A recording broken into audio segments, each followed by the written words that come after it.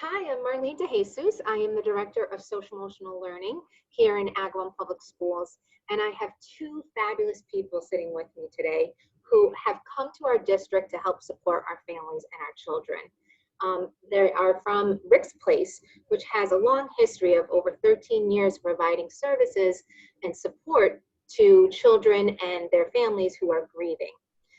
Part of my role is to look at the needs of the district. And one thing that I did see through the pandemic was, in the school closure, was that there was some loss, whether it was COVID or not related.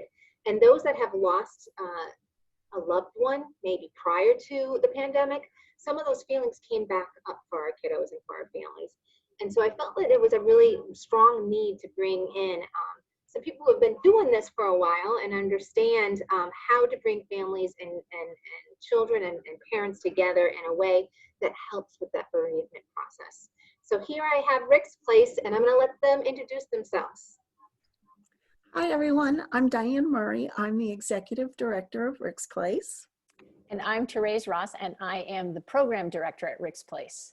And we have a little slide presentation to share with you. So just give me a second and I'll get my screen going. Yes, take your time.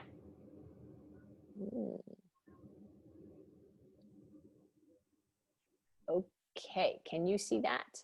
Yes. We can. Great, thanks. So it's important for all of you to know that Rick's Place is named in honor of the memory of Rick Thorpe. He was a Wilbraham native who died in the second tower on 9/11.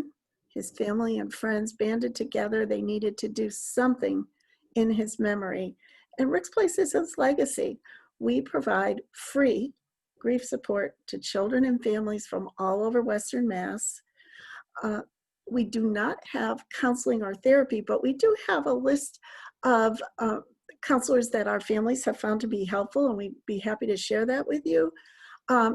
Prior to the pandemic, we offered an on-site program at our office in Wilbraham where children, teens, and their parent or caregiver would come to us and take part in activities that were designed to help them along their journey.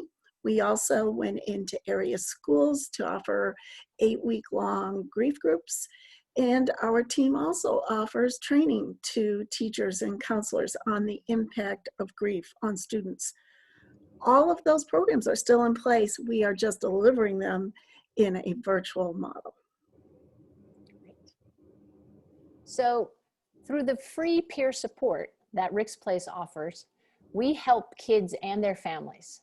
Often students feel isolated in their loss, as if they're the only ones who've experienced something like this.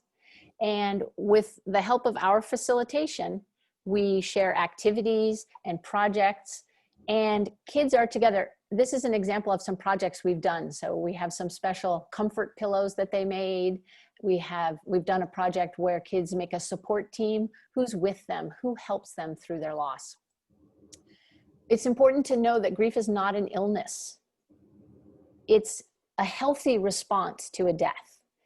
You often recognize that grief isn't well understood by those who aren't grieving. And Rick's Place groups allow families to share experiences with those who do get it. The grieving process is unique, and at the same time, it's universal. So lots of people are grieving, but it's your own grief journey. And kids tell us that by participating in a Rick's Place grief group, it helps them feel like they're not alone. It helps them learn some coping strategies. It helps them see that there can be a positive future even though they've had a significant loss. We use books and games to support the process of their grief journey. We have conversations, we have activities, we address loss, we discuss what skills will be helpful to them in the long run, and we help families learn to talk together about their loss experience. Which I think is so key around this, right, is that it doesn't have to be done in isolation. And that is why I love this approach, that we can have families be part of this with their child, that as a family, you can have these discussions, you can go through the process together and support each other. I think that's a very unique service that you are providing, and really excited to have you here in Agawam.